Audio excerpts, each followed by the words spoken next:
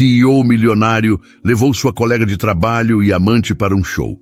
Ele só não imaginava que a câmera do beijo ia filmar tudo e transformar sua vida em um escândalo mundial. Mas o que a esposa traída fez depois chocou a todos. O som da notificação do celular de Victor Mendes cortou o silêncio do quarto como uma lâmina. Eram quase 11 da noite. Helena Duarte, ao lado dele na cama, não precisava abrir os olhos para saber que não era um alerta de e-mail do trabalho.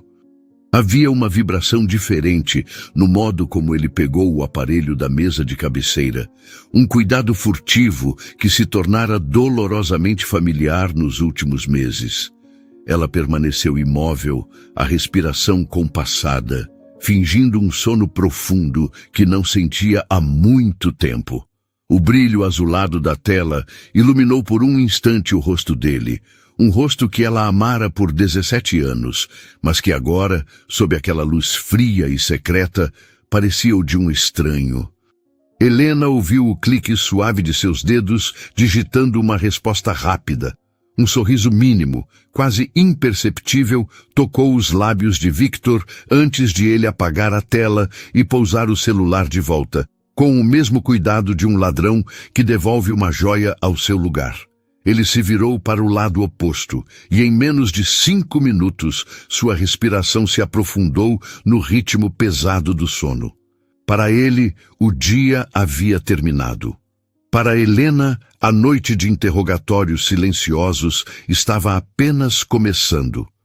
A dúvida era um veneno lento. Não havia provas, apenas uma coleção de pequenos momentos como aquele. A atenção excessiva ao celular, as viagens de trabalho que pareciam mais frequentes, uma distância emocional que se instalava entre eles como uma parede de vidro. Ela via, sentia, mas não podia tocar. Confrontá-lo sem nada concreto nas mãos seria um desastre. Victor era um mestre da argumentação, um CEO treinado para desarmar qualquer ameaça com uma lógica fria e impecável. Ele a faria sentir-se insegura, talvez até desequilibrada. Você está imaginando coisas, Helena. O estresse da loja está te afetando. A conversa terminaria com ela pedindo desculpas e o abismo entre eles se tornaria ainda mais profundo. Então, ela se calava. O silêncio era sua estratégia de sobrevivência. Na manhã seguinte, a normalidade era uma peça de teatro bem ensaiada. O cheiro de café fresco pairava na cozinha ampla e moderna, um cômodo que parecia saído de uma revista de arquitetura. Victor, já vestido em um terno Armani, lia as notícias em seu tablet, enquanto o filho mais novo, Theo, tagarelava sobre um projeto da escola. Helena servia o suco, o sorriso no rosto, a postura ereta, a personificação da esposa e mãe que todos esperavam que ela fosse. Ninguém que os visse naquela cena doméstica poderia imaginar a guerra fria que se desenrolava sob a superfície daquela paz aparente. Tenho aquela viagem para a conferência hoje, lembra? Ele disse, finalmente levantando os olhos da tela. São só 3 dias, a apresentação final do projeto. Lembro, claro, respondeu Helena, a voz firme, sem qualquer tremor. Já deixei sua mala de mão pronta no closet. Ela era eficiente, sempre foi. Organizava a vida dele, a dos 4 filhos, a da casa e ainda gerenciava sua própria boutique de roupas, um negócio próspero que era seu único refúgio, seu pequeno reino particular. A loja era o único lugar onde ela não era a esposa do CEO, mas simplesmente Helena Duarte, uma mulher com um olhar apurado para a moda e um talento para fazer outras mulheres se sentirem poderosas. Suas clientes a admiravam, não apenas por seu bom gosto, mas pela aura de serenidade que ela exalava. Mal sabiam elas que essa serenidade era uma armadura forjada para esconder as rachaduras de uma vida que parecia perfeita apenas do lado de fora. A mansão onde viviam, avaliada em mais de R$2 milhões, era o símbolo máximo desse sucesso. Com sua fachada imponente e jardins meticulosamente cuidados, era uma fortaleza projetada para impressionar. Mas para Helena, Ultimamente, os muros altos pareciam mais uma prisão do que um refúgio. Era o palco de uma vida dupla. A pública, onde eram a família Mendes, um exemplo de sucesso e união. E a privada, onde ela e Victor eram dois estranhos dividindo uma cama, um sobrenome e uma coleção crescente de segredos não ditos. O casamento não morrera de um golpe só. Fora uma morte lenta, por 1000 cortes. A distância emocional se instalara sorrateiramente, disfarçada de rotinas de trabalho exaustivas e agendas lotadas. As conversas, antes profundas e íntimas, foram substituídas por logística. Quem busca as crianças na natação? Você pagou a fatura do cartão? O jantar com os investidores é na sexta? O amor havia se transformado em uma parceria funcional. Um acordo tácito para manter a máquina da família perfeita funcionando. Enquanto Victor se despedia dos filhos com beijos na testa e partia em seu carro de luxo para mais um dia de decisões importantes na multinacional que comandava, Helena ficou parada na porta. Observou o carro desaparecer pelo portão automático e sentiu um calafrio, uma premonição sombria que se agarrava a ela como uma névoa fria. Aquela viagem não era como as outras. Havia algo no ar, uma tensão diferente, uma antecipação que ela não conseguia explicar, mas que apertava seu peito. Ela entrou, fechou a porta e o silêncio da casa a engoliu. Caminhou até a sala de estar, onde um porta-retratos digital exibia uma sequência de fotos da família em momentos felizes. Férias na neve, festas de aniversário, sorrisos para a câmera. Olhando para aquelas imagens, Helena se perguntou em que ponto a realidade havia se desconectado da fotografia. Em que momento eles pararam de viver aqueles momentos e passaram apenas a posar para eles? A resposta, ela intuía, estava entrelaçada com a ascensão meteórica de Victor. Cada promoção, cada novo contrato, cada viagem internacional o afastava um pouco mais daquele homem com quem ela se casara. Ele se tornara o personagem que precisava ser, o líder implacável, o negociador astuto, o CEO respeitado. E nesse processo, o marido, o parceiro, o confidente, foi ficando para trás, substituído por um executivo eficiente que administrava a família como mais uma de suas unidades de negócio. Helena passou o resto do dia imersa no trabalho, na boutique. O contato com os tecidos, as cores e as clientes era seu bálsamo. Ali ela tinha controle. Ela podia consertar uma bainha, sugerir uma combinação, transformar a insegurança de uma cliente em confiança com o vestido certo. Era um poder tangível, real, muito diferente da impotência que sentia em sua própria casa. Mas mesmo ali, entre sedas e linhos, a imagem do sorriso furtivo de Victor na noite anterior a assombrava. Era apenas cansaço, como ele sempre dizia? Ou era o sorriso de um homem que guardava um segredo, vivendo uma vida da qual ela não fazia parte? A incerteza era um abismo, e ela sentia que estava parada na beirada, sem saber se seria empurrada ou se conseguiria recuar a tempo. Ela só não imaginava que a resposta não viria em um sussurro, mas em um escândalo estrondoso, transmitido para o mundo inteiro ver. Para Victor Mendes, o poder tinha um peso específico. Não era o peso da propriedade, mas o da responsabilidade. Como CEO de uma multinacional, ele era um funcionário de altíssimo escalão, um executor contratado para entregar resultados. Cada trimestre era um julgamento, cada relatório anual, uma sentença. Ele não era o dono do império, era o seu mais bem pago e mais pressionado guardião. Essa pressão constante o moldara, transformando-o em um homem que media a vida em metas, lucros e projeções. Em casa, sem perceber, ele aplicava a mesma métrica. O casamento com Helena, antes sua fonte de paz, havia se tornado mais um item em sua lista de responsabilidades a serem gerenciadas. uma fachada de estabilidade que era crucial para a imagem de um líder confiável. Ele respeitava Helena profundamente. Admirava a forma como ela construíra seu próprio sucesso com a boutique, um universo de elegância que era inteiramente dela e que não dependia em nada do sobrenome dele. Mas o respeito e a admiração haviam se tornado substitutos pálidos da intimidade. O abismo entre eles não era feito de brigas, mas de silêncios, de agendas que nunca batiam, de um cansaço mútuo que os impedia de tentar a reconexão. Ele vivia em um fuso horário de mercados globais. Ela, no ritmo das estações da moda e das necessidades dos 4 filhos. Eram 2 planetas girando em órbitas separadas, mantidos juntos apenas pela força gravitacional de 17 anos de história. Foi nesse ambiente de vácuo emocional que a presença de Camila Vasconcelos se tornou notável. Ela não era nova na empresa, mas sua ascensão a gerente de projetos a colocou diretamente na órbita de Victor. Camila era o tipo de profissional que prosperava sob pressão. Era inteligente, articulada e possuía uma capacidade notável de simplificar problemas complexos, uma qualidade que Victor, cercado por executivos que muitas vezes complicavam o óbvio, passou a valorizar imensamente.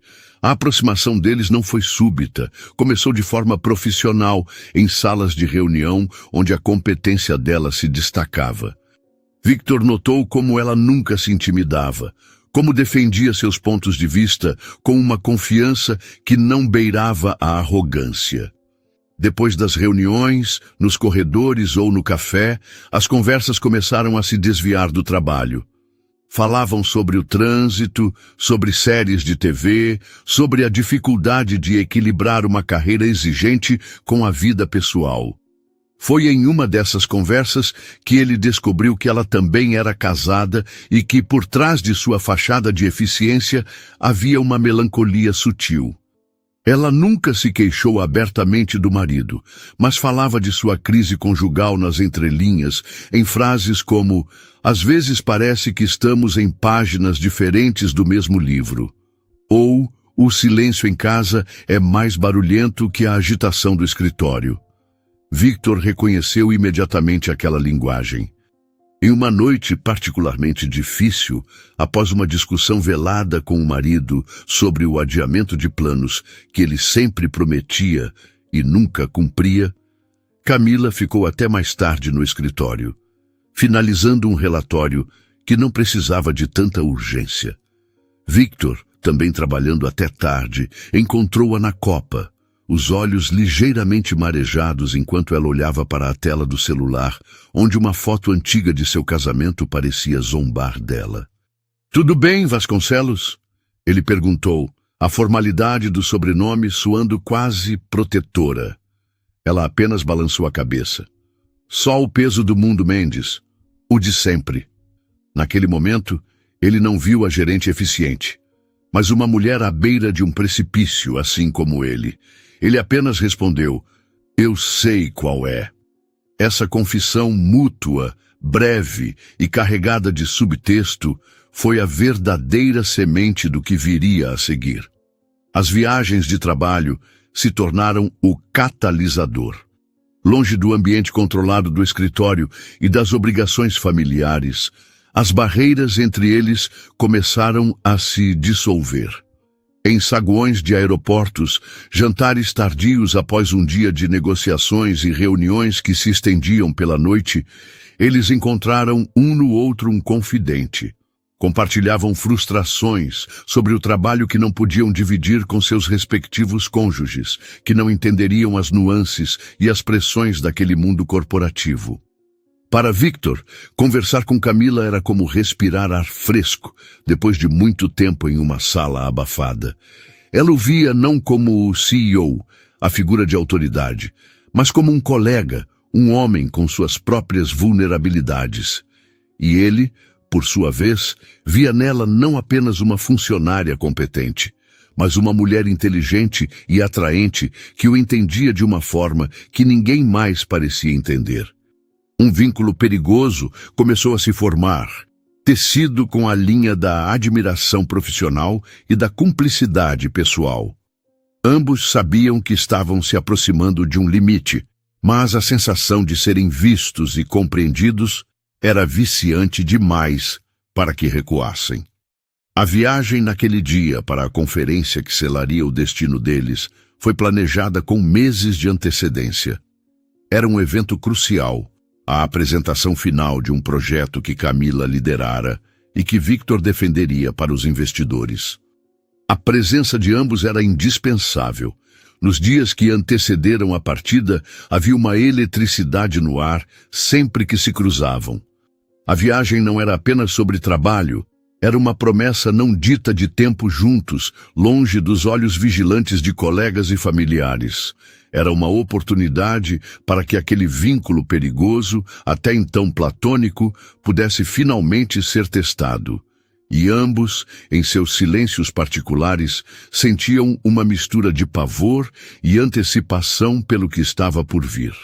O ar dentro do avião, pressurizado e artificial, parecia carregado com a tensão não verbalizada entre Victor e Camila. Eles se sentaram na classe executiva, separados por um corredor, uma distância física que apenas amplificava a conexão magnética que sentiam. Durante o voo, tentaram manter uma aparência de normalidade. Abriram seus notebooks, fingiram revisar planilhas e responder e-mails, mas a concentração era impossível. Cada movimento discreto, cada olhar trocado por cima das poltronas era uma mensagem.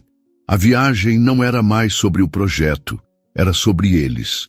Ao chegarem ao hotel, um arranha-céu de vidro e aço que perfurava as nuvens, a formalidade profissional começou a se desgastar. No balcão do check-in, enquanto aguardavam seus cartões-chave, seus ombros se tocaram por um instante. Foi um contato breve, elétrico, que fez ambos recuarem sutilmente, como se tivessem tocado em uma chama. Aquele simples toque era uma confirmação do território perigoso que estavam prestes a explorar. O primeiro dia de conferência foi uma maratona de reuniões, apresentações e networking forçado. Victor estava em seu elemento, o CEO carismático e assertivo, enquanto Camila operava com sua eficiência habitual, garantindo que cada detalhe da apresentação estivesse perfeito. Para qualquer observador externo, eles eram a imagem da sinergia profissional. Mas sob a superfície, a cada pausa para o café, a cada breve momento a sós no corredor, a conversa era outra. Era nos olhos, nos sorrisos cúmplices, na forma como um terminava a frase do outro. Eles estavam construindo um mundo particular no meio daquele universo corporativo. O dia de trabalho, no entanto, foi genuinamente estressante. As negociações com os investidores foram mais duras do que o esperado, exigindo o máximo da habilidade diplomática de Victor e do suporte técnico de Camila. Ao final da tarde, ambos estavam exaustos, com os nervos à flor da pele. A adrenalina da batalha corporativa havia drenado suas energias, deixando-os em um estado de vulnerabilidade compartilhada. A empresa havia reservado um jantar para a equipe em um restaurante sofisticado no topo do hotel. A vista da cidade iluminada era espetacular, mas nem Victor nem Camila conseguiam apreciá-la. A conversa na mesa era animada, com os colegas mais jovens celebrando o sucesso do dia. Victor e Camila, no entanto, estavam em sua própria bolha de silêncio. A fadiga e a tensão acumulada criaram uma barreira. A ideia de voltar para seus quartos separados e silenciosos parecia, naquele momento, a única opção sensata. Foi então que o gerente do hotel, em um gesto de cortesia, aproximou-se da mesa com um envelope. Senhoras e senhores, um pequeno presente pela sua estada. Ingressos para o show desta noite no estádio. É o maior evento do ano na cidade, uma banda de rock lendária. Um murmúrio de excitação percorreu a mesa. Victor, no entanto, sentiu um peso. A última coisa que ele queria era o barulho e a confusão de uma multidão. Ele só queria o silêncio. Agradeço a gentileza, Mas acho que vou passar, disse ele, forçando um sorriso. Foi um dia longo. Do outro lado da mesa, Camila assentiu. Eu também. Preciso descansar para a rodada de amanhã. A decisão parecia tomada. A prudência por um momento havia vencido. Mas o destino, ou talvez apenas a combinação de cansaço e vinho, tinha outros planos. Conforme o jantar prosseguia, o vinho tinto, encorpado e suave, começou a fazer seu efeito. A primeira taça relaxou os ombros tensos de Victor. A segunda começou a dissolver a muralha de exaustão e a substituí-la por uma melancolia inquieta. A ideia de subir para o quarto 415, com sua cama king-size vazia e sua vista impessoal da cidade, de repente pareceu insuportavelmente solitária. Ela também estava em sua segunda taça, e ele viu em seus olhos um reflexo de sua própria inquietação. Aquele cansaço que ambos sentiam não era apenas físico. Era o cansaço de suas vidas, de seus casamentos mornos, de suas responsabilidades incessantes. A ideia de ir a um show, de se entregar à anarquia da música alta e da escuridão, começou a se transformar. Não era mais uma fonte de estresse, mas uma promessa de libertação, uma fuga. Quando o grupo começou a se levantar, Victor agiu por impulso. Ele interceptou Camila perto da saída do restaurante. Mudou de ideia? Ele perguntou, a voz mais baixa do que o pretendido. Ela o olhou, e por um instante ele viu a hesitação, a batalha entre a razão e o desejo. Ela sabia que dizer sim era cruzar uma linha sem volta. Mas a perspectiva de voltar para o seu próprio quarto silencioso, o 417, e encarar a mesma solidão que a assombrava em casa, era desoladora. Ela deu um sorriso pequeno, quase triste. Talvez uma noite de barulho seja melhor do que uma noite de silêncio, respondeu ela. Aquelas palavras selaram o destino deles. O que aconteceu a seguir foi uma cascata de decisões que os empurrou para o abismo. No elevador, a caminho de seus quartos para uma troca rápida de roupa, a proximidade era sufocante. A mão de Victor, como que por vontade própria, encontrou a dela. O toque foi breve, mas carregado de significado. Era a confirmação de que não eram mais colegas de trabalho indo a um evento. Era um homem e uma mulher, cúmplices em uma transgressão iminente. O estádio pulsava com uma energia primal.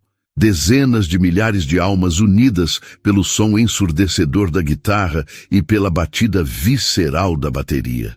Para Victor e Camila, a multidão era um manto de invisibilidade. Naquele mar de rostos anônimos, eles se sentiam seguros, protegidos. A música alta era uma bênção, abafando as vozes da culpa que sussurravam em suas mentes. Ali, sob as luzes estroboscópicas, não havia CEO, não havia gerente, não havia Helena ou o marido de Camila. Havia apenas a eletricidade do momento, a liberdade de serem ninguém. A música, o álcool e a adrenalina do segredo criaram um coquetel potente. A distância entre eles diminuiu. Primeiro, os braços se roçaram. Depois, as mãos se encontraram novamente, desta vez sem hesitação, os dedos se entrelaçando com uma urgência desesperada. Eles se moviam com a música, mas seus corpos estavam sintonizados em outra frequência, uma frequência de desejo contido por meses. Victor olhou para Camila. O suor brilhava em sua testa, seus olhos refletiam as luzes coloridas do palco. Naquele momento ele não viu a profissional competente que organizava sua agenda. Ele viu uma mulher vibrante, cheia de vida, que o olhava com uma intensidade que ele não recebia há anos. E ela, olhando para ele, não viu o chefe poderoso e inatingível. Viu um homem vulnerável, que, assim como ela, buscava desesperadamente sentir algo real. Foi um impulso mútuo, uma combustão espontânea de carência e desejo. Eles se inclinaram um para o outro e o mundo ao redor desapareceu. O beijo foi um ato de aniquilação. Um beijo para apagar a solidão, para silenciar a culpa, para esquecer as vidas que os esperavam do lado de fora daquele estádio. Eles se entregaram ao momento com um abandono total, cegos e surdos para qualquer outra coisa que não fosse a sensação dos lábios um do outro. E foi nesse exato instante de esquecimento que a tecnologia moderna, com sua capacidade impiedosa de expor, os encontrou. No alto do estádio, o operador da Kiss Cam fazia seu trabalho rotineiro, buscando momentos de afeto para projetar no telão. Era um quadro leve, feito para arrancar sorrisos da plateia. A câmera passeou por rostos, capturou um beijo tímido aqui, um abraço ali, e então, como um predador focando em sua presa, parou em um casal particularmente apaixonado. A imagem de Victor e Camila, ampliada a uma escala colossal, inundou o telão.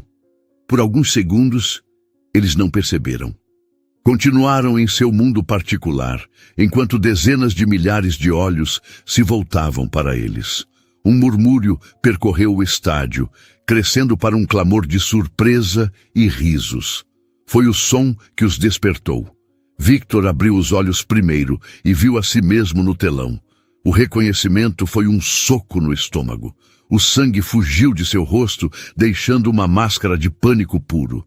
Ele se afastou de Camila bruscamente, como se ela estivesse em chamas. Ela, confusa, seguiu o olhar dele e viu a imagem deles, congelada por uma fração de segundo na memória de todos os presentes. A reação deles foi a confissão mais eloquente. Não houve o sorriso de um casal apaixonado, mas o pânico de dois culpados pegos em flagrante. Eles riram, um som oco e nervoso que não enganou ninguém. Tentaram se esconder na multidão, virando os rostos, encolhendo os corpos, um gesto fútil que apenas confirmava o que todos já suspeitavam. A poucos metros dali, um jovem, gravando o telão com seu smartphone, capturou toda a sequência. O beijo intenso, o flagra no telão, a reação de pânico cômica e desesperada. Ele não tinha ideia de quem eram. Para ele, era apenas conteúdo viral em potencial. Com um sorriso, ele editou o clipe rapidamente e o postou nas redes sociais com uma legenda irônica. A Kiss Cam sempre revela a verdade. Esses dois vão ter que se explicar em casa. O post, lançado na vastidão da internet, era uma pequena pedra atirada em um lago. Mas essa pedra estava destinada a criar um tsunami digital que viajaria mais rápido que qualquer avião, cruzando continentes em questão de horas para explodir na tela do celular de Helena, transformando um erro privado em uma humilhação pública de proporções catastróficas. O eco do show ainda zumbia nos ouvidos de Victor e Camila enquanto eles caminhavam de volta para o hotel. A distância entre eles agora era um abismo de vergonha e pânico. O anonimato que buscaram na multidão havia se transformado em uma exposição humilhante. Não trocaram uma palavra. O que poderiam dizer? Cada um estava trancado em sua própria prisão de arrependimento. O gosto do beijo substituído pelo amargor do medo. No elevador, o silêncio era pesado, denso, quebrado apenas pelo som suave que anunciava cada andar. Ao chegarem ao seu corredor, eles pararam em frente às portas de seus respectivos quartos, 415 e 417. Um último olhar, desprovido de qualquer desejo, apenas de pânico compartilhado, e cada um entrou em seu refúgio, fechando a porta para o erro que haviam cometido. Victor despiu-se mecanicamente, as roupas parecendo estranhas em seu corpo. Ele entrou no chuveiro, deixando a água quente cair sobre sua cabeça, como se pudesse lavar não apenas o suor, mas a estupidez de seus atos. O que ele tinha feito? Arriscou tudo, sua carreira, seu casamento, a estabilidade de seus filhos, por um momento de fraqueza, por uma fuga egoísta da própria vida. Ele se consolou com um pensamento frágil. Era um evento local, uma gafe embaraçosa, sim, mas contida. Ninguém ali o conhecia. Amanhã, eles voltariam para o Brasil e aquilo se tornaria apenas uma memória ruim. um segredo sujo enterrado a milhares de quilômetros de distância.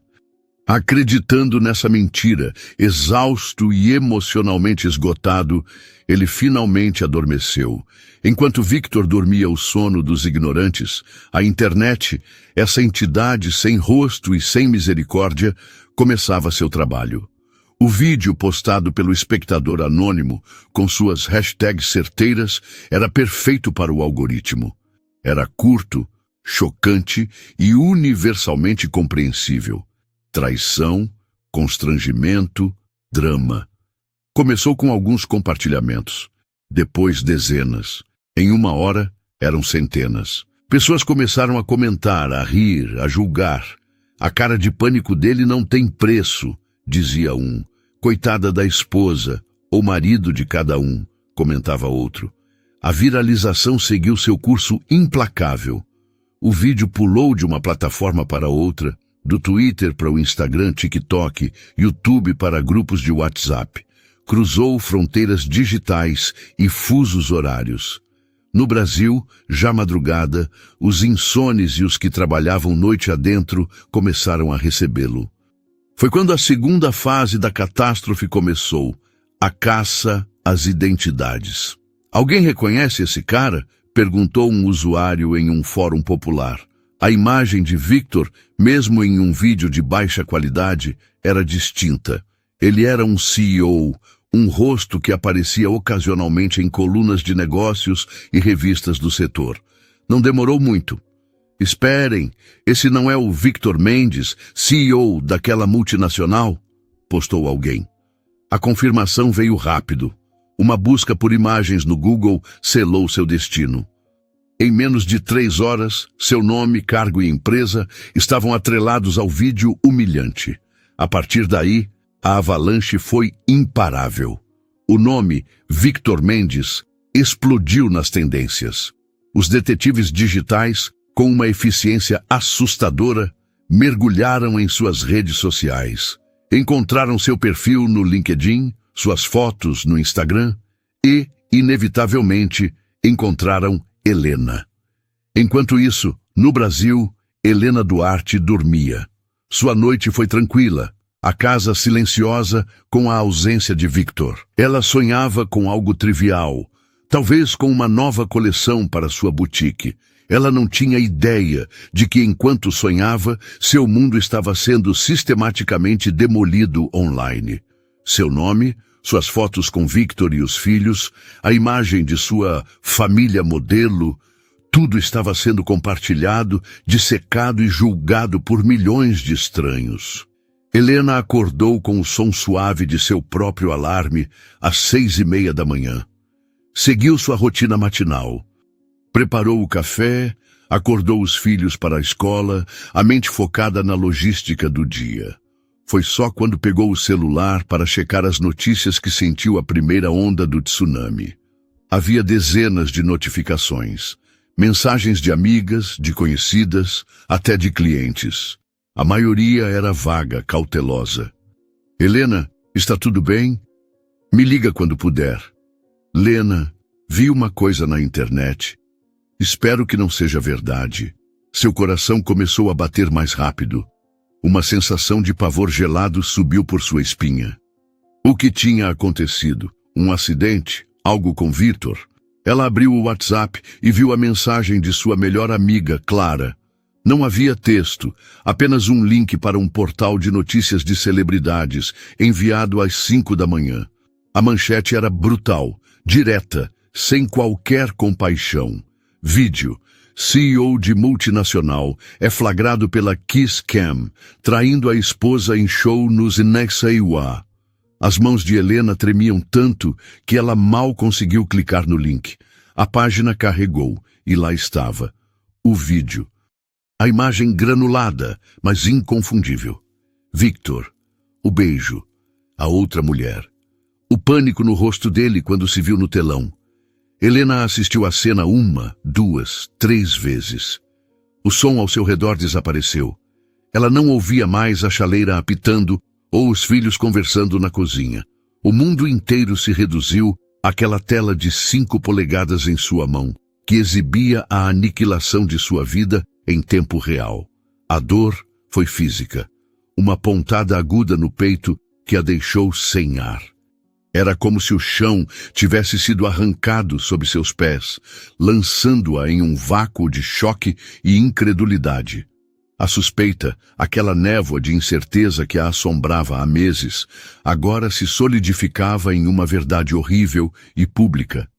Não era apenas uma traição. Era uma humilhação transmitida para o mundo. Ele não apenas a traíra, ele a transformara em um espetáculo. "Mãe, você está bem? Você está pálida", disse sua filha mais velha, de pé na porta da cozinha. Helena levantou o rosto. Como se explica para uma adolescente que o pai, o herói delas, acabara de se tornar o vilão em uma novela barata na internet? Ela forçou um sorriso que pareceu rasgar seus lábios. "Estou bem, querida. Só uma dor de cabeça. Vão se arrumar ou vão se atrasar?" Ela precisava de tempo. Precisava de espaço para desmoronar. Assim que os filhos saíram, ela se trancou no banheiro e o pranto veio. Um choro silencioso, convulsivo, o tipo de choro que rasga a alma. Cada lágrima era uma mistura de dor, raiva e uma vergonha profunda que não era sua, mas que fora imposta a ela. A identidade de Camila também não permaneceu secreta por muito tempo. Alguém a reconheceu como funcionária da mesma empresa. Seu perfil, antes privado, foi encontrado. Fotos de seu casamento, de seu marido sorridente, foram arrancadas de seu contexto feliz e jogadas na fogueira digital ao lado das de Victor. Agora, não era apenas a história de um CEO infiel. Era a história de dois casais, duas famílias, cujas vidas privadas foram expostas da maneira mais cruel possível. O marido de Camila, um homem alheio a tudo, acordou naquela manhã e descobriu a infidelidade de sua esposa da mesma forma que o resto do mundo, através de uma manchete viral. A mídia tradicional, farejando o sangue, mergulhou na história com voracidade. Fotos antigas de Victor e Helena em eventos sociais foram republicadas, agora com uma legenda de ironia trágica. Comentários ofensivos e especulações sem fim inundaram cada post. As pessoas se sentiam no direito de opinar, de julgar, de escolher um lado. Duas famílias inteiras, incluindo 4 filhos de um lado e um marido traído do outro, foram jogadas aos leões digitais, suas vidas transformadas em entretenimento para as massas. Para Helena, cada nova notificação, cada nova manchete era uma facada. Ela via seu rosto, o rosto de seus filhos, circulando sem controle. Sua casa, antes um santuário, agora parecia uma jaula de vidro, com o mundo inteiro olhando para dentro. A dor da traição era imensa, mas a dor da exposição pública era algo diferente. Uma violação que a deixava se sentindo nua e impotente. A mulher elegante e discreta, que sempre prezou por sua privacidade, teve sua vida íntima catapultada para o escrutínio público da maneira mais brutal imaginável. O escândalo não era mais sobre Victor, era sobre ela. Enquanto tudo isso acontecia, Victor e Camila estavam já no voo de volta para o Brasil. Uma tortura de 12 horas em uma bolha de ignorância. Victor, ainda acreditando que o incidente no show fora apenas uma gafe local, passou a maior parte do tempo com os olhos fechados, tentando apagar a imagem de seu próprio rosto no telão. Ele sentia a culpa, o arrependimento, mas ainda não compreendia a dimensão do desastre. Camila, sentada algumas fileiras atrás, estava igualmente alheia, presa em seu próprio tormento silencioso. Eles não trocaram uma palavra desde a noite anterior. O vínculo que os uniu havia se transformado em uma corrente de vergonha compartilhada. A aterrissagem no aeroporto de Guarulhos foi o momento em que a bolha estourou. Assim que o modo avião foi desativado, o celular de Victor explodiu em uma avalanche de notificações, mensagens, chamadas perdidas, alertas de notícias. Era um dilúvio digital que fez seu coração parar. A primeira mensagem que ele abriu foi de seu assessor de imprensa, escrita em letras maiúsculas, um sinal de pânico absoluto. Não fale com ninguém. Me ligue urgente. Confuso, ele abriu um portal de notícias. E lá estava, sua foto ao lado da de Camila, estampada na página principal. A manchete era impiedosa. O vídeo estava em toda parte. Ele clicou, o som desativado, e assistiu à sua própria ruína em um loop infinito. O beijo, o flagra, o pânico.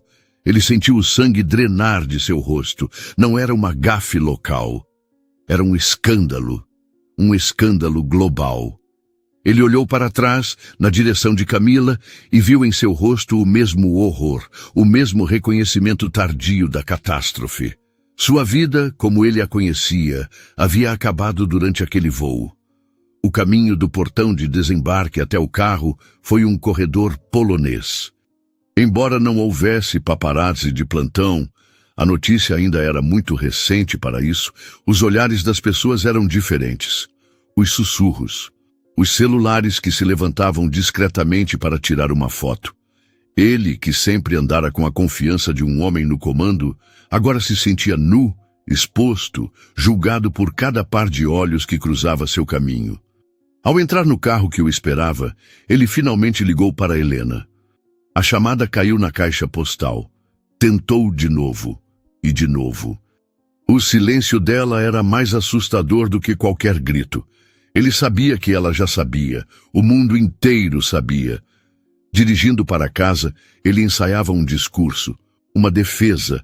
Tentaria explicar, minimizar, alegaria fragilidade emocional, o estresse do trabalho, a pressão. Diria que não foi premeditado, que ele se deixou levar. Eram desculpas esfarrapadas, ele sabia, mas era tudo o que tinha.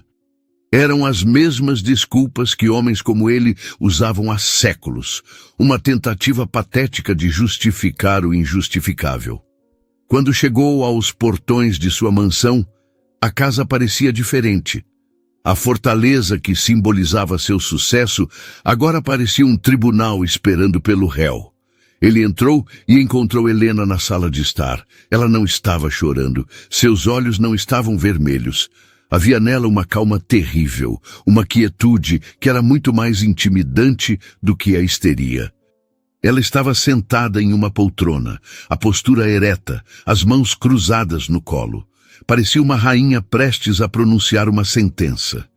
Helena, Ele começou, a voz falhando. Ela levantou uma mão, um gesto simples que o silenciou instantaneamente. Não, disse ela. A voz baixa, mas cortante como vidro. Não ouse tentar se explicar. Não aqui.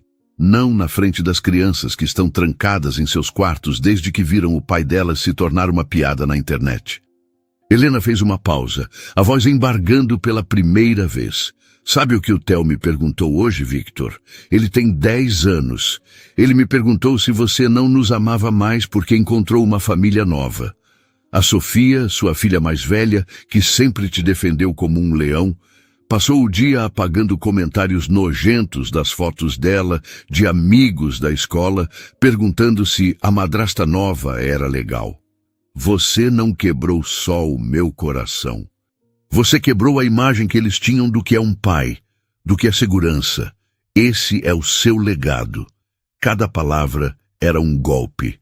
Victor sentiu o chão desaparecer. O bullying, os filhos, era uma consequência que, em seu egoísmo, ele não havia considerado plenamente. Eu não sei o que dizer, ele murmurou derrotado. Não há o que dizer, Victor. Ela continuou levantando-se. Você não cometeu apenas um erro, você não teve apenas um caso. Você transformou nossa vida, a vida dos nossos filhos, em um espetáculo público. Você nos humilhou da forma mais profunda possível. Não há perdão para isso. Ela se virou e subiu as escadas, deixando-o sozinho na sala ampla e fria. Um rei deposto em seu próprio castelo em ruínas. Enquanto isso, na casa de Camila, a cena era de um silêncio igualmente devastador.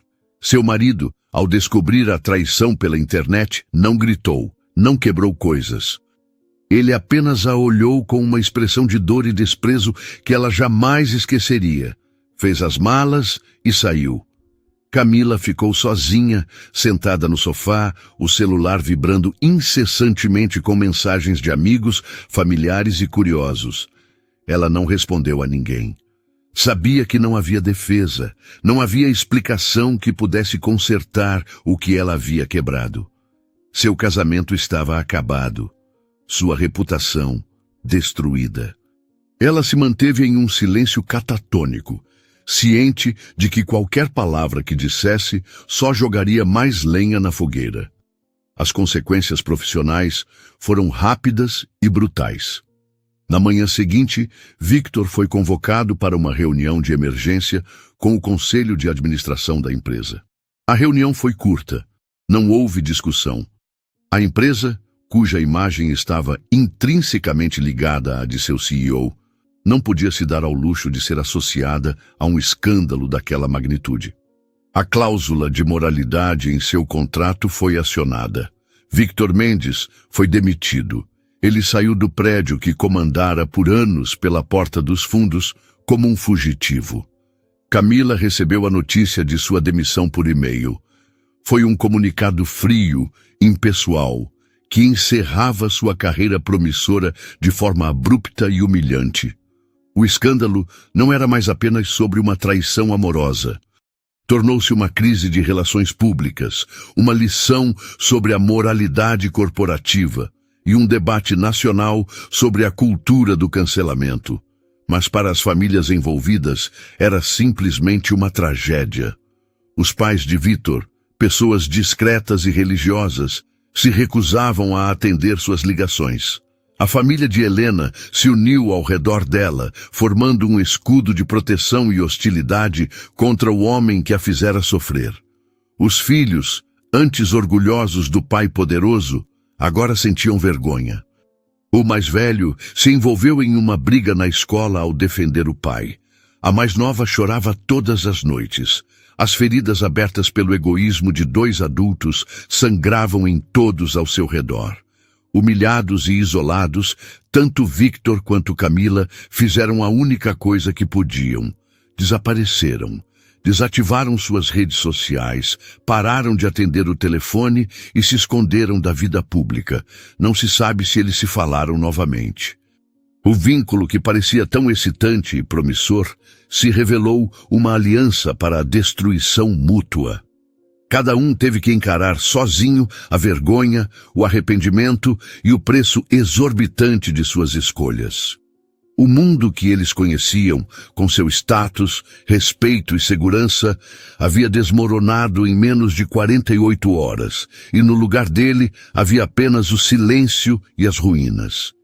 Enquanto as vidas de Victor e Camila implodiam em um vácuo de vergonha e silêncio, Helena Duarte se recusava a ser definida pela traição do marido. A dor, ela descobriu, era uma força da natureza. Poderia afogá-la ou poderia ser a correnteza que a levaria para uma nova costa. Nos primeiros dias após o escândalo, ela permitiu-se sentir a dor em sua totalidade. Trancada em sua casa, que agora parecia grande e vazia demais, ela chorou. Chorou pela perda do amor, pela quebra da confiança, pela destruição de sua família como a conhecia. Mas, acima de tudo, chorou pela humilhação pública, pela violação de ter sua vida privada transformada em um espetáculo para o consumo de estranhos. No entanto, Helena não era uma mulher que se deixava afogar. Ela era a dona de um lindo negócio. Uma mulher que entendia de estrutura, de cortes, de como um tecido, mesmo depois de cortado, pode ser costurado em algo novo e belo. Ela decidiu que sua vida não seria diferente. A primeira coisa que fez, em um ato de autoafirmação silenciosa, mas poderosa, foi entrar em suas redes sociais. Com dedos firmes, ela navegou até seu perfil e apagou o sobrenome Mendes. Por 17 anos, ela foi Helena Duarte Mendes. Agora era apenas Helena Duarte novamente, Foi um gesto pequeno, digital, mas para ela, foi o primeiro passo para recuperar sua identidade. Em seguida, sem alarde, ela desativou todas as suas contas. Não daria mais à multidão curiosa uma janela para sua vida. Ela estava fechando as cortinas. Esse ato de dignidade silenciosa não passou despercebido. Em um mundo onde escândalos como esse geralmente resultavam em entrevistas chorosas, acusações públicas ou posts passivo-agressivos, a elegância da retirada de Helena foi notada. A narrativa online, sempre faminta por uma nova reviravolta, começou a mudar. O foco saiu da traição de Vitor e passou para a força de Helena. Ela se tornou, involuntariamente, um símbolo. As mensagens de apoio, que antes se perdiam no mar de comentários maldosos, agora dominavam as discussões. Que mulher de classe! Força, Helena! Dizia um comentário que recebeu milhares de curtidas. Vá em busca de um bom advogado e reivindique o que é seu. Você merece tudo, aconselhava outro. E foi exatamente o que ela fez. Contratou a melhor advogada de direito de família da cidade e iniciou o processo de divórcio. Não por vingança, mas por necessidade. Precisava proteger a si mesma e principalmente seus filhos. O processo foi discreto, longe dos holofotes que ela tanto passou a abominar. Enquanto a poeira do escândalo assentava, algo inesperado começou a acontecer. A boutique de Helena Duarte, que sempre fora um negócio de sucesso, mas de nicho, explodiu. Mulheres de toda a cidade e até de outros estados começaram a visitar a loja. Elas não vinham apenas para comprar roupas. Vinham para ver Helena. Vinham para oferecer uma palavra de apoio, um olhar de solidariedade. Vinham para estar na presença da mulher que enfrentou uma humilhação pública com uma força e uma classe admiráveis. Sua loja se tornou um ponto de peregrinação. As vendas triplicaram. Helena, que antes vendia vestidos, agora vendia inspiração. Certo dia, uma senhora de cabelos grisalhos e olhos gentis, cliente antiga, entrou na loja. Ela não olhou para as araras. Caminhou diretamente até Helena, que estava arrumando um manequim, e segurou suas mãos. Minha querida, disse a senhora em voz baixa, eu passei por isso há 30 anos. Não havia internet, mas a humilhação na nossa pequena cidade foi a mesma. Eu só quero que saiba que a dor passa. E o que vem depois, o que você constrói a partir das ruínas, é mais forte do que qualquer coisa que existia antes. Helena, que se mantivera forte e impenetrável, sentiu os olhos se encherem de lágrimas pela primeira vez na frente de alguém. Ela não chorou, mas assentiu, um agradecimento mudo. Foi a primeira vez que ela não se sentiu como uma vítima em um escândalo, mas como uma sobrevivente em uma longa linhagem de mulheres resilientes. Viu nas mulheres que entravam em sua loja não apenas clientes, mas espelhos. Muitas delas, em conversas sussurradas no provador, compartilhavam suas próprias histórias de traição, de corações partidos, de recomeços. Ela entendeu que sua dor, embora única em sua exposição pública, era universal em sua essência.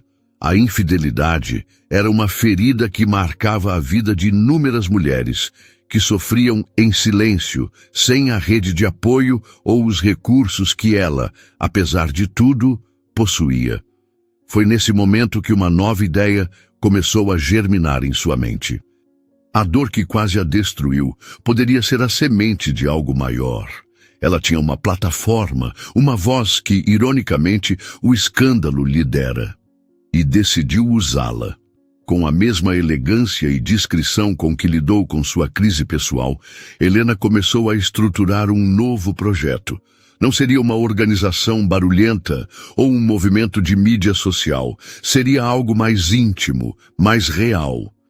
Ela usou parte dos lucros crescentes de sua loja para alugar um espaço discreto, um casarão antigo em um bairro tranquilo, e o reformou, transformando-o em um refúgio acolhedor. Assim nasceu a Rede Duarte, uma rede de apoio para mulheres que enfrentavam o trauma da infidelidade. Não era um grupo de terapia, mas um espaço de empoderamento. Helena reuniu uma equipe de advogadas, psicólogas e consultoras financeiras. O objetivo era oferecer às mulheres as ferramentas que ela mesma precisou: aconselhamento jurídico, apoio emocional e orientação financeira. Mas o foco principal do projeto, algo que Helena fazia questão de frisar, era a proteção dos filhos. Ela sabia por experiência própria que as crianças eram as maiores vítimas inocentes desses dramas adultos. Criou workshops e grupos de conversa para mães, ensinando estratégias para blindar os filhos do conflito, para ajudá-los a processar a dor e a manter um senso de segurança em meio ao caos familiar. O lançamento da Rede Duarte foi discreto, anunciado apenas para sua base de clientes e por meio de parceiros selecionados. Mas a notícia se espalhou organicamente, de mulher para mulher. O projeto foi um sucesso imediato, preenchendo uma lacuna que a sociedade muitas vezes ignorava. Helena se tornou a alma da rede. Ela não atuava como terapeuta, mas como mentora. Compartilhava sua história não nos detalhes sórdidos, mas nas lições aprendidas. Falava sobre a importância da independência financeira, sobre a necessidade de construir uma identidade própria para além do casamento, sobre a força que se descobre na adversidade. Enquanto isso, o mundo esquecia gradualmente de Vitor Mendes e Camila Vasconcelos. Eles se tornaram notas de rodapé na história da internet, exemplos do que não fazer. Boatos ocasionais surgiam. Diziam que Vitor se mudara para uma cidade pequena no interior, vivendo de consultorias esporádicas. De Camila, ninguém nunca mais ouviu falar. Helena, por outro lado, floresceu. Ela encontrou um novo propósito que era infinitamente mais gratificante do que a vida de aparências que levava antes. Transformou a maior dor de sua vida em sua maior força. Ela não apenas sobreviveu ao escândalo, ela renasceu dele, mais forte, mais autêntica e mais poderosa do que nunca, provando que é possível construir algo inteiramente novo e muito mais significativo. Antes de nos despedirmos, eu queria conversar um pouco com vocês sobre a história que acabamos de ouvir. Muitos de vocês talvez tenham reconhecido a inspiração por trás da jornada de Helena e Victor. Sim, essa narrativa foi inspirada em um caso real que viralizou recentemente na internet. Um vídeo de uma kiss cam que expôs um momento de traição e abalou a vida de duas famílias. Nós vimos as imagens, os comentários, a explosão nas redes sociais. Mas a verdade é que, no caso real, a história parou por aí. Nós não sabemos o que aconteceu depois que as câmeras se desligaram. Não sabemos como a esposa traída vai reagir com o passar do tempo. Quais serão as consequências reais, se haverá perdão ou um ponto final. A história real ainda não tem um desfecho conhecido e espero que encontrem a paz e sabedoria para resolver tudo, principalmente porque tem filhos envolvidos. E foi exatamente por isso que decidimos criar a jornada de Helena, para imaginar um final não de vingança, mas de superação. Para explorar o que acontece depois que a poeira baixa e uma mulher precisa decidir como reconstruir sua vida a partir dos escombros. E se você chegou até aqui, é porque essa história, de alguma forma, ressoou em você. Histórias como essa são espelhos. E talvez, enquanto ouvia, você tenha visto um reflexo de sua própria vida, de suas próprias dores ou dos seus medos mais profundos. Para você que ouviu essa história e sentiu aquela raiva borbulhando, aquela indignação pela atitude de Victor e uma vontade imensa de abraçar Helena, eu entendo perfeitamente. Essa revolta é a voz da sua empatia. É o seu senso de justiça gritando que lealdade importa, que corações não são brinquedos. Esse sentimento é poderoso, válido, e nos conecta na defesa do respeito mútuo. Agora, eu também quero falar com você, que talvez teria feito uma escolha diferente na sua vida. Você, que diante de uma dor parecida, encontraria no seu coração a força para perdoar. A sua jornada não é menos nobre. Perdoar não é fraqueza. Muitas vezes, é um ato de uma força que poucos conseguem compreender. Perdoar pode ser sobre acreditar na reconstrução, ou pode ser sobre se libertar das correntes do ressentimento para poder, finalmente, seguir em frente, com ou sem a outra pessoa. Não existe um gabarito para as decisões da alma. Se você encontrasse o seu caminho e a sua paz através do perdão, que ninguém jamais se atreva a diminuir a sua coragem. E finalmente, para você que ao ouvir a história de Helena, sentiu aquela pontada familiar no peito. Para você que conhece o silêncio ensurdecedor de uma casa após a descoberta. Que conhece o gosto amargo da humilhação, seja ela vista por milhões na internet ou apenas pelos seus próprios olhos no espelho. Para você que teve seu mundo virado de cabeça para baixo e precisou reaprender a respirar, eu quero, do fundo do meu coração, te oferecer meu respeito e meu apoio. Eu sei que nesses momentos parece que o chão sumiu. Sei que a confiança, uma vez quebrada, parece um vaso de cristal que se estilhaçou no chão, e mesmo que se tente colar cada pedacinho, as marcas da quebra estarão sempre ali. A dor da traição vai muito além do ato. É o luto por um futuro que foi roubado. É a tortura de questionar cada memória, cada eu te amo, cada momento feliz. Mas, por favor, ouça bem o que vou te dizer. Você não está sozinha. A sua dor é válida, é profunda, e você tem todo o direito de senti-la no seu tempo, do seu jeito. Permita-se chorar, permita-se gritar, permita-se não querer fazer nada. Não existe um jeito certo de sobreviver a um furacão. A vida, às vezes, nos quebra nos lugares mais inesperados. Mas a força que existe dentro de cada um de nós para se reerguer é algo extraordinário. É a capacidade de pegar esses cacos e construir os mais belos e resistentes mosaicos. A sua história não terminou no dia em que seu coração foi partido.